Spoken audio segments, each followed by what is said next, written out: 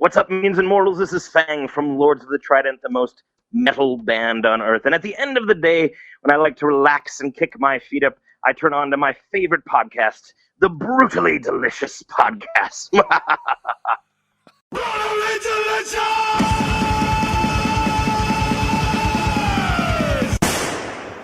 Hey, you're listening to the Brutally Delicious Podcast. I'm Bruce. And I am Chris. Hello. Hello. Jesus Christ. Today is the day of massive technical difficulty, but if you've hung around with us this long, we're going to be speaking to Fang from Lords of Trident, and this conversation quickly goes down the dumper. Yeah, you could say it went down the dumper. He's got a lot of good stories. This is a pretty over-the-top band, so kick back, relax, and let's join Fang. Okay. You're giving me a Woody now. We're that good, huh? Fuck, dude, we're so good we made Blabbermouth. Wow. Yeah, you're right. Isn't that great? I was like, holy shit, I'm on Blabbermouth. 7 comments, and only one of them is spam. But that one spam person made $95,000 this month. All you have to do is message her, and she'll tell you how to do it. Oh, that's good. I'm glad that I still sound good, huh? You sound like a motherfucker. And I look like a motherfucker. It's all good. I told you, I'm like Jason Momoa from Aquaman. Jason Momoa. Thanks for checking out the Brutally Delicious... Hey, fuck! Thanks for checking out the Brutally Delicious Podcast today. We really appreciate all 5 of you. I hope you go home. Hey, Fang, welcome to Brutally Delicious. Thanks for joining us. Hey, Fang. It's great to be here. Right on, Fang. How you doing? I'm doing pretty well. I'm reacclimating currently to the to the American time zone. We just got back from our European tour, and I'm still shaking off the jet lag, basically. Is it jet lag or beer lag? You know, both. Absolutely, it's totally both. No, over there. Let me tell you, like we flew in to Brussels Airport, right in Belgium. And you know, for everybody who knows Lords of Trident, everybody knows that I am a gigantic beer fan, beer nerd, if you will. I love you already. And so we landed, right? And we're in the airport, and we've been awake for, 28 hours. And there is this little convenience store in the airport. And I walk in, and they have, like, these amazing Belgian beers, Triple Carmelite, Chimay, Trappist Roquefort, for like $1, basically. I mean, they're like, every bottle is basically like €1. So, I think I don't remember the next 48 hours because I think I just spent all my money at that convenience store, but it was amazing. Yeah. A friend of mine went to the airport in Germany, and he walked in and he ordered a beer, and the guy gave him like a full liter of beer. And he's like, whoa. I'm catching another flight. Whoa. And the guy goes, and he spoke English. He's like, what, do you want one of those lady beers?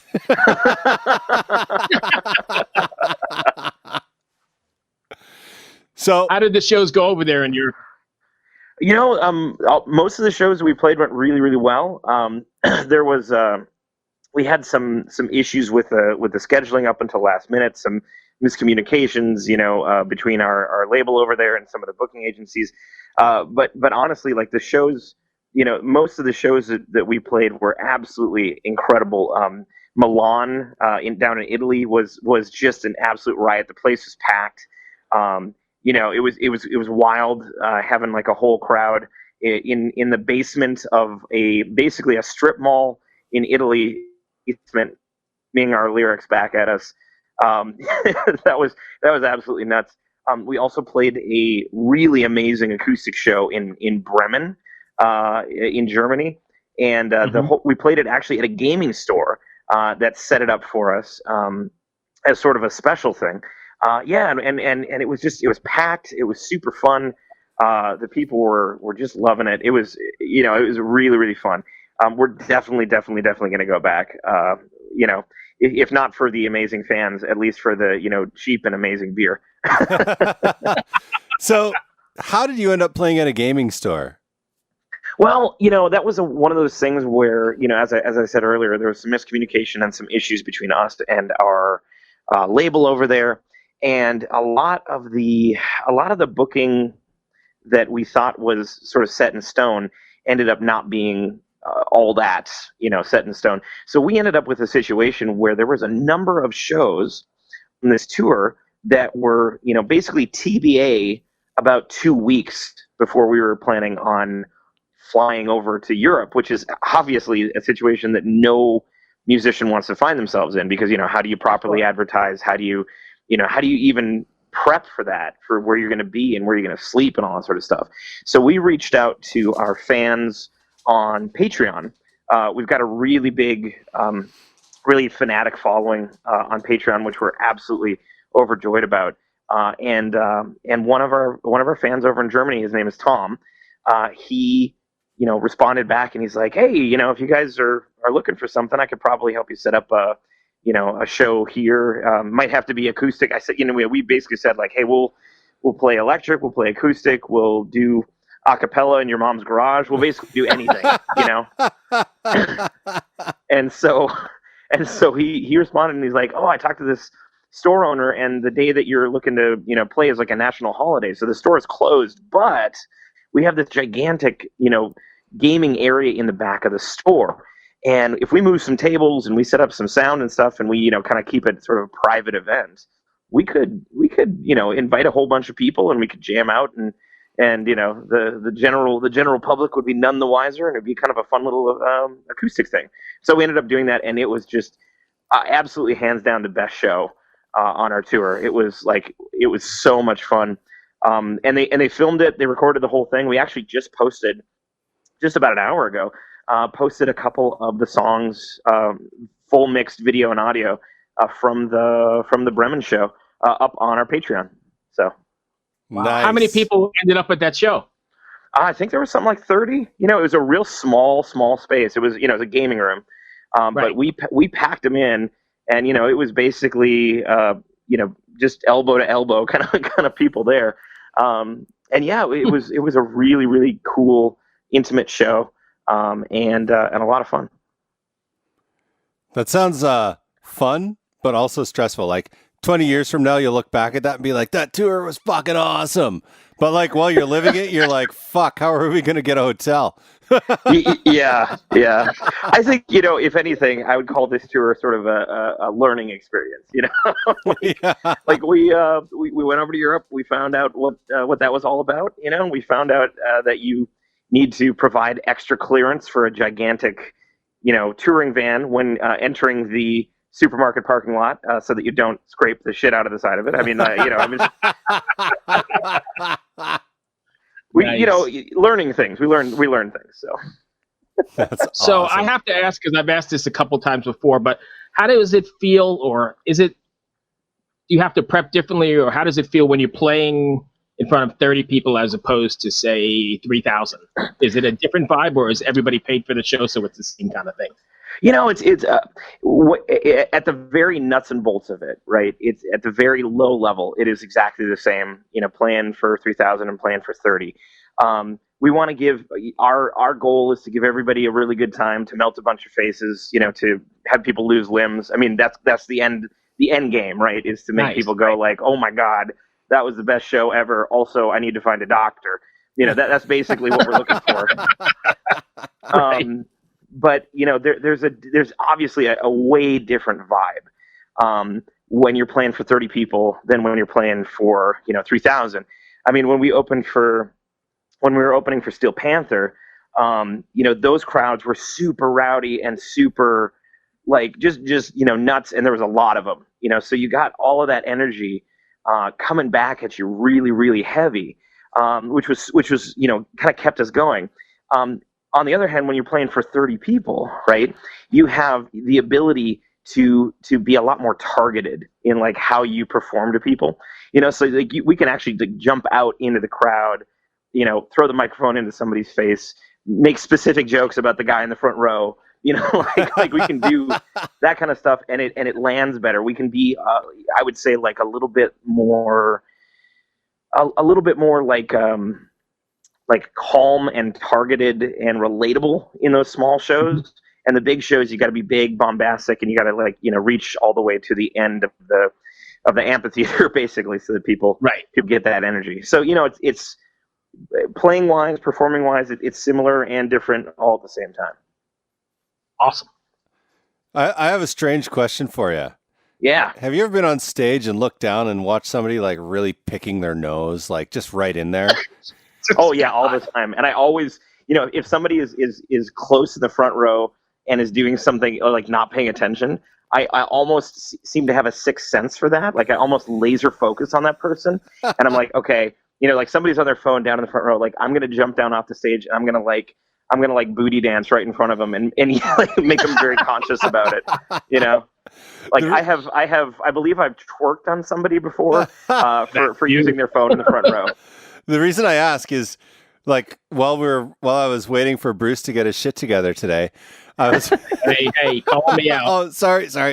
I was watching Anthrax, the video for Anthrax Indians, the live video that Nuclear Blast put out. And in the first 3 seconds, in the video, there's this guy in the crowd, and he's got his finger like way up there, and he's just digging in. And I was like, Nuclear Blast left that in. That is awesome. you know that somebody was editing that video, and it was sort of like a disgruntled video guy, and it's like, I gotta make another stupid video for these stupid metal. But and then he's looking at the footage, and he's like, that right there, I'm keeping that right there. Right at the start. But like, I'm not talking. It wasn't a small pick. It was like. He was going for it. He was knuckle deep, like nice. All right, so all the comments on the video were like, "Look at the nose picker." So Fang, now I've got to ask you, because I don't know if you're a Behemoth fan, but I recently saw some posts from Nurgle, however you pronounce it, where he stopped the show because there was some couple that was having oral sex like right in the middle of the pit. So what's the craziest thing? You could Google that. I mean, he stopped the show. It's like, hey, let's give them a hand, and this girl's like going at it. But what's the craziest thing you've seen from the stage out into the audience? Oh God. Oh man, there's there's been a lot. There's been really a lot, and it's hard to pick. It's hard to pick either, like one that comes to mind immediately or a good one. But actually, okay, one that and this was from like 1 billion years ago. It was actually, now that I think about it, it was one of our first tours. We were playing in this super, super small divey place, and they like basically forgot we were playing. So we show up and we're like, oh cool, and there was nobody, like almost nobody there. It was all locals. There was this one woman who came up to us, and she looked kind of like, I don't know what the exact perfect term to describe it is, but I would say methy. A little bit methy. And she's standing in front of the jukebox, and she's sort of like swaying back and forth, holding a $1 bill, trying to figure out how the jukebox works. And of course, Asian Metal's like, oh, I'll go help her. And, it's talking to her, and she's like, oh, thanks for helping me out. I used to be Amish, so I don't understand these technologies. like it's this formerly Amish meth head, right, at the show. So she ends up like out in the crowd in the front row, and sort of on the bar, right? So the bar kind of butts up against the stage at this divey bar place. So she's pounding them back. We're playing. I think we get maybe about halfway through the set, and then for whatever reason, so she's holding a big giant mug, right, of beer, and for whatever reason, like her face sort of looks up as if she's seen the face of Ronnie James Dio, or something like that, and then she smashes the mug onto her face and falls backwards onto the concrete floor like head first and passes out. and we are like, I see this happening right in the middle of a song. Like she just picks up the mug, smashes her face, and passes out. And I'm like, and we're still playing, but I'm kind of giving the eyes to everybody, like, and the bartenders see this. Long story short, the paramedics were called, and in the middle of basically the middle of the mosh pit, the paramedics come in and they load her out, and Yeah, that was an interesting night. I mean, yeah. So I guess seeing a formerly Amish meth head try to smash a beer mug on the top of her face, and knock herself out was probably one of the best things I'd seen from the stage, I'd say. Nice. Hey, Bruce, are you there? I think we've lost Bruce. Oh no, He's having internet problems today, but that's okay. He'll join us back in a second. I'm not sure. It says he's still here, but I think he's just kind of disappeared on us. He's probably picking his nose. Yeah. So you said you were opening up for Steel Panther? Yes, we did. Yep. What was that like? That was super cool, actually. Steel Panther was, I mean, obviously, gigantic crowd, super packed. I think it was sold out. We were at a giant, like amphitheater kind of a place. And Steel Panther was like hands down, other than, we've worked with a lot of really, really nice people, like clinically nice, like Unleash the Archers. Yeah. When we played with them on their tour, like they were Vancouver the nicest band. Great Vancouver They were the band. absolute nicest people in the entire world. I mean, they're Canadian, so by law, I think they have to be. But they're from my hometown. Oh yeah, yeah. I'm from there. Well, let me tell you, they are absolutely like Brittany is one of the nicest people I've ever met. She is an absolute gem of a person. The whole band is amazing. Yeah. But anyway, Steel Panther was also just like incredibly nice. Like, outside of their characters and such like that, I mean, like they were one of the coolest and most down to earth, bands ever. They had a gigantic, green room down in the basement of the place, and we had this like tiny little. It actually wasn't all that bad. It was a pretty decent sized green room up in the second floor. Yeah. They actually sent one of their staff members, one of their runners, up to the second floor after we met them. Yeah. And they're like, hey, the guys in Steel Panther are giving, $100 of their catering budget to you guys. Do you want me to go get you some pizzas and beers and stuff like that? And we're like, yes. Fucking rights and then, we do. and then they're like, what kind of beers would you prefer? I can go down to the store and pick up, I'm like, I don't think anybody at a bar has ever asked me that ever before. Like, I guess you could say they really melt pussies. Exactly. It's a real pussy melter. Oh yeah. So Bruce, did you get that joke, Bruce? I was disconnected. My internet is shitty here, and I was out of the conversation for a little bit. We were talking. Okay. We were talking about melting pussies. Oh, I guess I'll get it when I start editing it. Yeah. Yep. Whoa! So, yeah, what the hell are you showing me? God, get that out of my face! What the fuck's going on there? Jesus, Bruce. It's your hand. It's your hand. Jesus. I thought it was going to be another one of the. We did an interview a few weeks back where the guy answered the call and he was on the toilet. Nice. And he's like, 1 second, man, I got to get up. We're like, oh, and he had the video on. He had the video on. Well, awesome. So for people that don't know your band, how would you describe your music? Yeah, so Lords of the Trident is basically the most metal band on earth. We are, more or less, if you want to describe it, it's essentially like, the sound of riding into battle on horseback, charging into, a horde of 1,000 people, while, Iron Maiden, Dio, Judas Priest is playing in the background, kind of all mixed together. It's a little bit of that. A lot of people say that we're part power metal, part traditional heavy metal, and parts Manowar or something like that. But yeah, it's sort of like that. It's a lot of people will listen to the album and immediately die just because the music is so.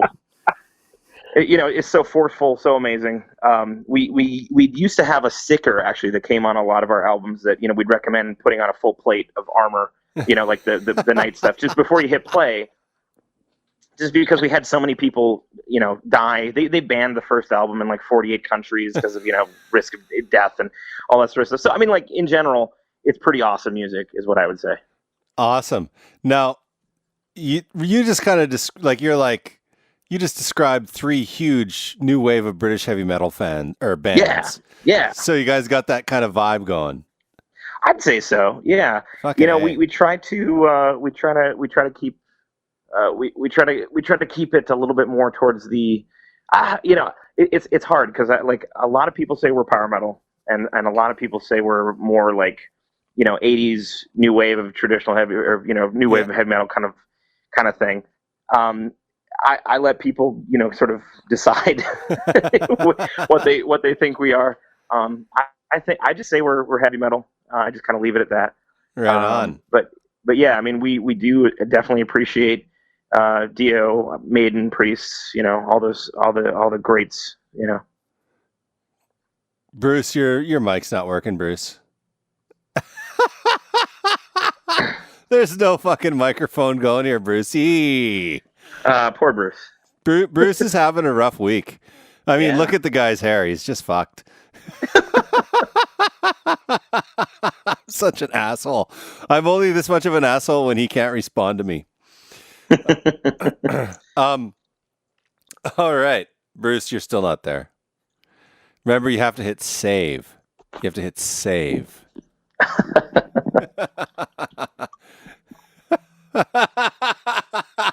You can't hear Bruce, but he's mouthing the words, fuck you. Okay, I'll take over Bruce's regular spot here as he's a bit technically challenged. All right. So, Bruce always does this thing here where he asks people, since you've never listened to this podcast before, this podcast is more about casual conversations with musicians so people get to know you better as a person. Not so much about like, wow, where did you get your band name or what's your favorite song or any of that bullshit. Sure. So Bruce likes to ask this question. Why are tennis balls fuzzy? Why are tennis balls fuzzy? That's a good question. I would assume that, well, I guess I'd have 2 different reasons. I think first off, right, if you think of the tennis ball coming at the racket and it's sort of deforming as it hits the racket, you think if it was rubber, it would probably the friction would probably cause more wear and tear on the, what is it, like the neoprene or I don't know what the racket, like, actual racketing on the racket is made out of. But you think that maybe like rubber or hide of some kind would cause those things to wear out faster. I'd also think that, maybe having a little less grip on the surface as it approaches the surface might be useful in terms of not being able to say like curve a ball as much as you would to kind of keep the trajectory of your serve in mind, and also might cut down on wind resistance a little bit. I mean, I know people are hitting those balls at so crazy amounts of speed that if it were something that were a little bit less aerodynamic, with the fuzz, then it would probably prevent it from reaching speeds where, you'd need some sort of like carbon fiber backed racketing on your racket in order to make tennis work, basically. Hey, Fang, can I ask you a personal question? Yeah. Are you an analytical guy? What gave you that idea? Well, that's the longest answer we've ever had. That was awesome. You're like, I could just see you. Your eyes were closed. You were imagining the tennis ball. Things were moving. You're working out the physics for the tennis ball.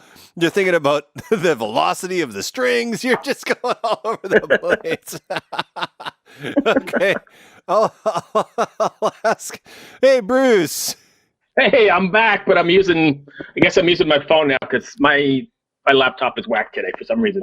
All right, well, you missed the best answer of why tennis balls are fuzzy in the entire world. What was going on. That was pretty fantastic. That was like Google Analytics, but from a metal musician. Right there. Yeah. I didn't think that Chris was going to be able to carry the torch for me, but he handled it quite well. Excellent. All right, so since I've been out of this loop for half the conversation, and Chris has sort of hogged it up. What has been? You guys have a pretty over-the-top production. What has been the biggest on-stage gear failure or mishap? I like when you're laughing. That means you got a good one.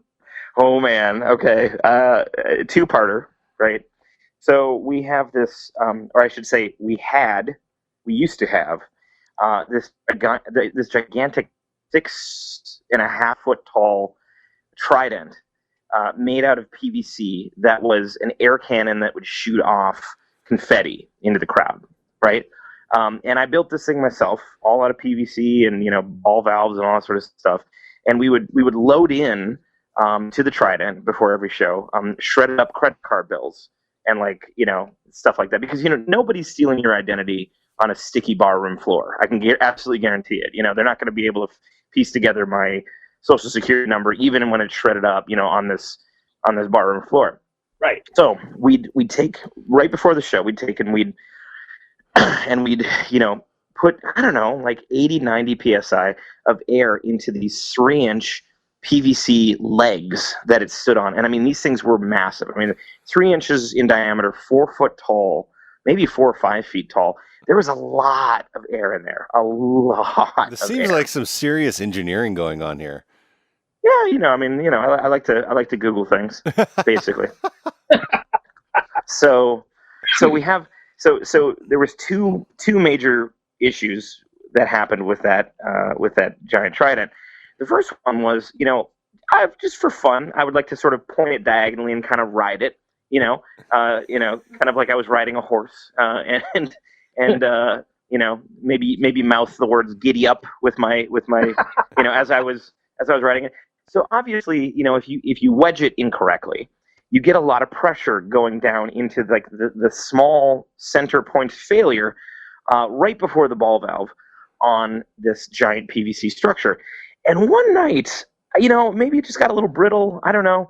I was riding it. I was doing my whole, giddy up, like it's going to explode. This giant Trident is a euphemism for my dick, sort of a thing. And then I must have thrusted down a little too hard, and the PVC broke, and all 90 psi of all of this air went right into my junk.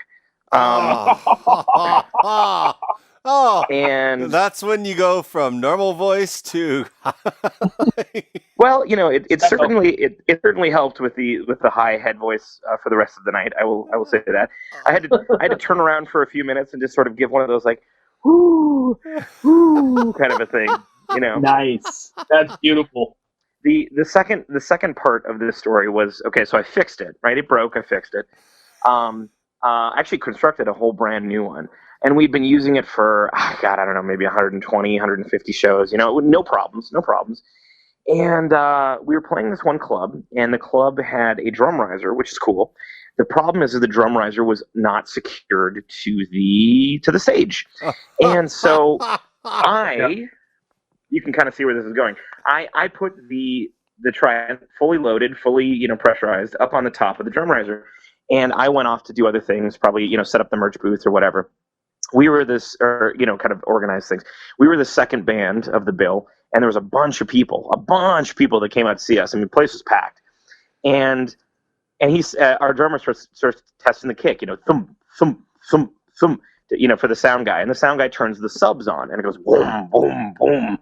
And as he's kicking, thump, thump, thump, the drum riser, because the subs are now on, is going like back and forth, back and forth, back and forth.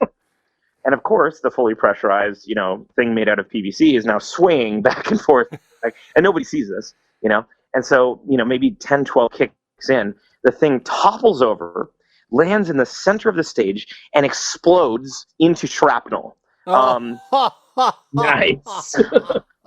And I mean, it was this loud, gigantic explosion, almost sounded like a gunshot, and shrapnel goes everywhere. And amazingly, the people in the front row were completely unscathed, but the shrapnel sort of launched in an arc and hit a bunch of people like center midway back.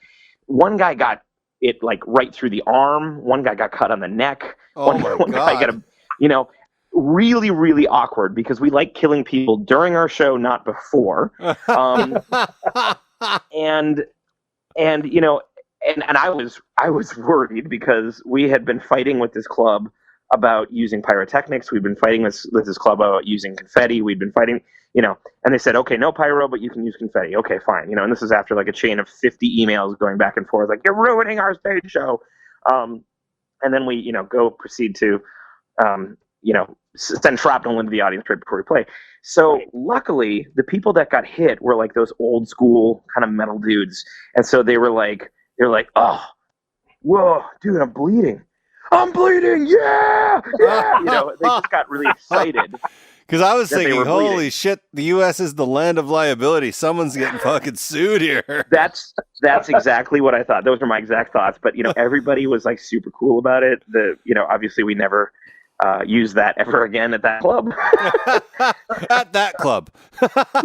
Well, and since that happened, we re-engineered the Trident to actually become a giant sword, and the sword is now made out of galvanized steel. So if that thing explodes, everybody's dying. There's going to be nobody left to sue because everybody will be dead. So, oh, that's awesome. That's beautiful. Chris, you got anything else? I don't, man. I'm good. Thank you. Hails, listeners. All right, we're about to play the first track off of Shadows from the Past, Death Dealer. Before we do that, I want to make sure everybody is completely safe. So grab your strongest helmet. It can be made out of plate steel. It can be made out of galvanized steel. Just basically anything that keeps your brain intact before we start turning this song up, because otherwise, the Surgeon General has linked this song to brain melting and face contortions and neck snapping. So throw on your helmets. This one is called Death Dealer.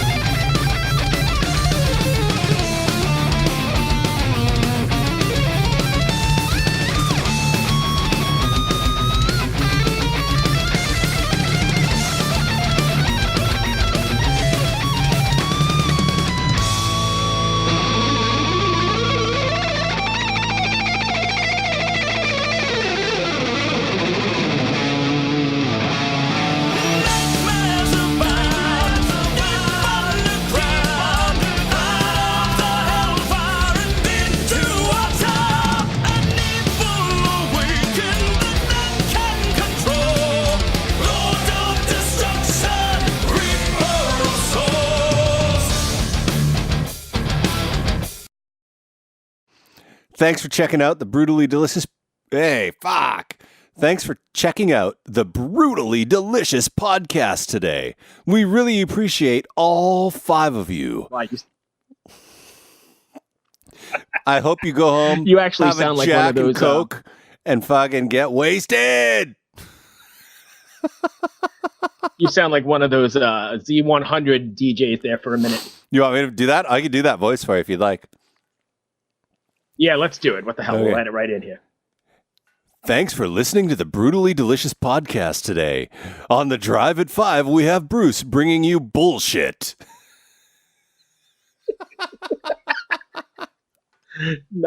Nice. Dude, I don't even know whoever listens this far along, and they're probably like, all right, click, we're done. Fuck these guys. But I will tell you, that was a great interview. It was fun, lots of good stories, and go ahead and check out Lord of Trident. Do it.